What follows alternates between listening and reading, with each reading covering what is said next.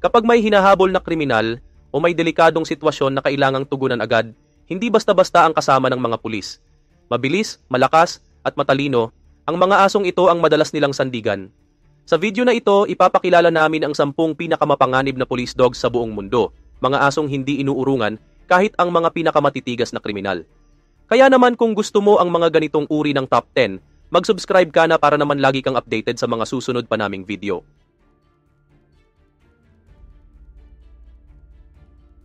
Number 10, Boxer. Hindi man ito ang unang breed na naiisip mo pagdating sa police dogs, huwag mo itong maliitin. Ang Boxer ay isang matipunong aso na dating pinalaki para sa pangangaso at pagbabantay. Kilala sila sa liksi, tapang, at matibay na katawan.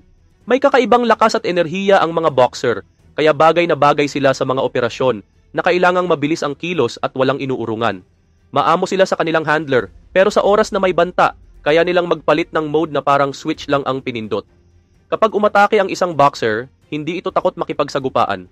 Matibay ang panga, mataas ang pain tolerance, at hindi basta sumusuko. Pero dahil medyo matigas din ang ulo ng breed na ito, kailangan ng mahigpit at mahusay na training. Kapag nasa kamay sila ng isang bihasa, ang Boxer ay nagiging isang asong hindi mo gugustuhing harapin. Number 9, Belgian Lakinwa. Ito ang pinakabihira sa 4 na Belgian herding breeds, pero sa mundo ng mga police dogs, isa ito sa pinakarespetado. Huwag mong hayaang linlangin ka ng medyo magulong balahibo nito. Ang Belgian Lakinwa ay isa sa pinaka-alerto at agresibong bantay sa hanay ng mga pulis at sundalo. Matalino, loyal, at napaka-protektibo. Kapag may nakita silang banta, mabilis silang kumikilos at hindi basta bumibitaw sa misyon. Marunong silang mag-track ng suspects, magbantay sa kanilang handler, at umatake kung kinakailangan. Ang kagandahan sa kanila, kahit anong terrain o sitwasyon, kaya nilang mag-adjust. Maging sa gubat man, lungsod o bundok, handa silang tumugon. Hindi man sila kasikat ng German Shepherd o Malinois, kapag nakaharap mo ang isang Lakinwas, mararamdaman mong hindi mo siya basta matatakasan. Mabilis, matatag, at parang hindi nauubusan ng lakas. Isa siya sa mga asong ayaw mong mapagtripan. Number 8, Bouvier de Flandre. Mukha lang siyang malaking stuffed toy, pero ang Bouvier de Flandres ay isang asong hindi dapat basta inaasar. Galing sa mga bukirin ng Europe, pinalaki sila bilang working dogs, kaya likas sa kanila ang lakas, talino at tibay ng loob. Kaya nilang itumba ang isang buong grown adult sa isang bagsakan lang. Makapal ang katawan pero kalmado at palaban. Kapag hinabol ka ng Bouvier, huwag mo nang asahang makakatakas ka ng madali. Dahil ang kagat at kapit nito ay napakatindi. Bukod pa sa lakas, matindi rin ang loyalty nila. Handa silang ipaglaban ang kanilang handler anuman ang mangyari. Dahil sa itsura nilang parang maamo, maraming kriminal ang nagkakamaling maliitin sila. Pero pag nagsimula na ang aksyon, lalabas ang tunay nilang galing, matalino, mabilis tumugon, at walang takot sa panganib. Number 7, Dutch Shepherd. Isa ito sa pinakamahusay at kinatatakutang working dog sa buong mundo. Galing sa Netherlands, orihinal na pinalaki ang Dutch Shepherd para sa pagbabantay ng mga tupa, pero hindi nagtagal. Napatunayan nitong mas malaki pa ang kaya niyang gawin. Matalino, maliksi, at mabilis kumilos, para itong asong may radar na agad nararamdaman ang kilos ng kalaban. Kapag nakalak na sila sa isang target, halos imposibleng makaligtas ka. Isa sa mga dahilan kung bakit gamit sila ng maraming law enforcement ay ang bilis ng kanilang reaksyon na kung saan sa isang iglap lang, nasa harapan ka na niya. Bukod sa pisikal na lakas, may disiplina rin silang bihira sa ibang lahi. Kayang magpalit mula sa agresibong paghabol patungong kontroladong pagtigil depende sa utos ng kanilang handler. Hindi man siya kasing kilala ng Belgian Malinois, pero sa mga nakasalamuha na ng isang bihasang Dutch Shepherd, alam nilang hindi biro ang dalang puwersa ng asong ito. Isa siyang perfect blend ng bilis, talino, at hindi matatawarang drive na gawin ang kanyang trabaho at tapusin ito. Number 6, American Pit Bull Terrier. Ang pangalan pa lang, maraming kriminal na ang napapaatras. Kilala ang American Pit Bull Terrier sa lakas ng panga, matipuno nitong katawan, at ang tapang na parang walang kinatatakutan.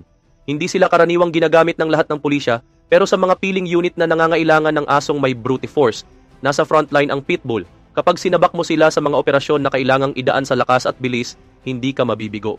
Kayang-kaya nilang habulin, patumbahin, at kontrolin ang isang suspek gamit ang matinding determinasyon at lakas ng katawan.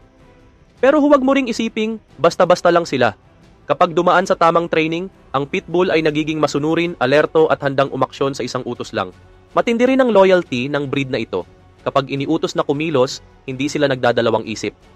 Maraming kriminal ang nabibigla sa bilis at bangis ng isang trained na pitbull. Mayroon silang kontrobersya sa paggamit nila bilang police dog, pero hindi maikakaila kapag hawak ng isang bihasang handler, ang American Pitbull Terrier ay isa sa pinaka-nakapangingilabot na sandata ng isang pulis. Number 5, Doberman Pinscher. Ang Doberman ay hindi lang basta asong pantropa, isa siyang presensya na agad nagpaparamdam ng respeto at takot sa kahit sinong makakasalubong niya. Matipuno ang katawan, matalim ang tingin, at laging alerto. Hindi mo kailangang ipaliwanag kung gaano siya ka-intimidating dahil makikita agad sa tindig pa lang. Dating pinalaki para sa protection work, ang Doberman ay perpektong kombinasyon ng bilis, lakas, talino at katapatan. Hindi lang sila mabilis tumugon, masasabi mong isa sila sa pinakamabilis sa lahat. Kapag tumakbo na, halos wala ng oras para makaiwas ang target. Matindi rin ang kagat ng Doberman pero hindi basta-basta ginagamit. Dahil sa matinding training, marunong silang pumigil at gumamit ng puwersa sa tamang sitwasyon lang. At sa kabila ng mabagsik nilang reputasyon, ang mga trained na Doberman ay napakaloyal at masunurin. Isang utos lang ng handler, agad silang kumikilos. Sa larangan ng pulisya, kapag kaharap mo na ang Doberman, madalas isa lang ang ending. Sumuko ka agad, o di kaya ay maranasan mo kung paano sila humuli ng walang atrasan. Number 4, Rottweiler. Ang Rottweiler ay parang tangke na may ngipin. Mabigat, matatag at handang bumangga sa kahit sinong tumapat. Isa siya sa mga asong may pinakamatinding puwersa sa katawan at kayang-kaya niyang patumbahin ang kahit sinong sospek gamit lang ang lakas ng katawan. Pero hindi siya basta brute force lang. Ang Rottweiler ay matalino, mabilis matuto at kayang sumunod sa komplikadong utos kahit nasa gitna ng tensyonadong operasyon. Ginagamit sila sa pag-aresto ng sospek, crowd control at pagbabantay sa mga lugar. At sa totoo lang, presensya pa lang nila, takot na ang marami. Kapag inutusan na silang umatake, hindi sila nagpapakipot at sa isang kagat lang, pwedeng durugin ang buto ng kalaban. At dahil sa kanilang determinasyon, hindi sila titigil hanggat hindi natatapos ang trabaho. Pero sa kabila ng lahat ng ito, ang Rottweiler ay hindi basta-basta nagiging marahas, tapat sila sa handler at kumikilos lang kapag kailangan. Number 3, Giant Schnauzer. Kung hanap mo ay asong may presensyang parang bodyguard na may isip ng investigator, ito na yon. Ang Giant Schnauzer ay malaki, matigas ang katawan, at may balahibong parang laging handang pumasok sa gulo. Pero ang tunay niyang sandata ay nasa talino at determinasyon. Dating ginagamit sa mga bukirin bilang tagapagbantay, naging natural sa lahi nila ang pagiging protective at matapat. Hindi lang sila basta malaki, may utak din sila na kayang umintindi ng complex na sitwasyon. Kaya nilang habulin ang sospek, gumalaw sa gitna ng kaguluhan, at protektahan ang kanilang handler sa anumang peligro. Malakas ang kagat, matibay ang katawan at hindi natitinag kahit sa high-risk na operasyon. Ginagamit din sila sa detection at search and rescue, pero sa mga delikadong eksena na kailangang may matapang humarap, Giant Schnauzer ang isa sa mga unang isinasabak. Totoo, minsan medyo mailap sila sa mga di nila kilala. Pero sa kanilang handler, walang kapantay ang koneksyon. Kaya naman sa larangan ng pulisya, ang Giant Schnauzer ay hindi lang bantay, isa siyang haligi ng seguridad. Number 2, Belgian Malinois. Kung may isang lahi ng aso na parang ginawa talaga para sa trabaho ng mga pulis at sundalo, walang duda, Belgian Malinois yon. Payat pero matipuno, matalino, at may work ethic na parang makina. Hindi sila basta napapagod at hindi rin madaling madistract. Madalas silang ikumpara sa German Shepherd, pero ang Malinois ay mas magaan ang katawan at mas mabilis kumilos. Sobrang agile at energetic, kaya swak sila sa mga misyon na kailangang ng bilis, eksaktong kilos, at walang kapag-urang pagtugis. Ginagamit sila sa napakaraming gawain, paghahanap ng ipinagbabawal, pagsakote ng suspect, at kahit bomb detection sa mga high-risk na operasyon. Pero ang talagang sandata nila, ang ilong. Kayang-kaya nilang makaamoy ng bakas ng substance mula sa malayo, kahit maliit na trace lang. Sa gitna ng tensyon at panganib, nakatutok pa rin sila. Tapat sila sa kanilang handler at hindi sila magdadalawang isip na ipagsanggalang ang taong pinoprotektahan nila. Sa sobrang bilis, tapang at determinasyon, ang Belgian Malinois ay isa sa mga asong ayaw ng mga kriminal na makasalubong. Number 1, German Shepherd. Wala nang mas iconic na police dogs pa kaysa sa German Shepherd. Ito ang lahi na agad pumapasok sa isip ng tao kapag pinag-usapan ang mga asong pulis.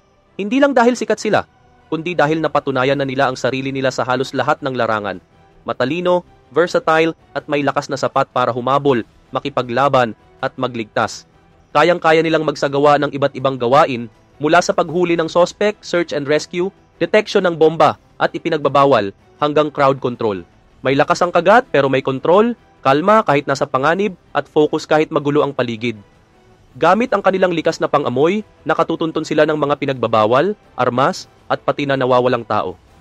Kapag may German Shepherd sa eksena, asahan mong organisado, disiplinado at walang palya ang kilos. Pero higit sa lahat, ang hindi matatawaran sa kanila ay ang loyalty. Ipaglalaban nila ang kanilang handler hanggang dulo at gagawin ang lahat para sa seguridad ng taong kasama nila. Sa lahat ng lahi, sila ang pinakakumpleto sa galing, tapang, talino at tibay ng loob. Kaya't hindi nakapagtatakang sila ang nasa tuktok ng listahan ng mga pinakakinatatakutang police dogs sa buong mundo. May alaga ka bang asong mga nasabi natin sa listahan? Ipaalam mo naman sa amin sa komento. At kung na-enjoy mong panoorin ang listahang ito ng mga elite na asong pulis, huwag kalimutang mag-like, share at subscribe para sa mas marami pang kwento tungkol sa mga asong may hindi matatawarang kakayahan.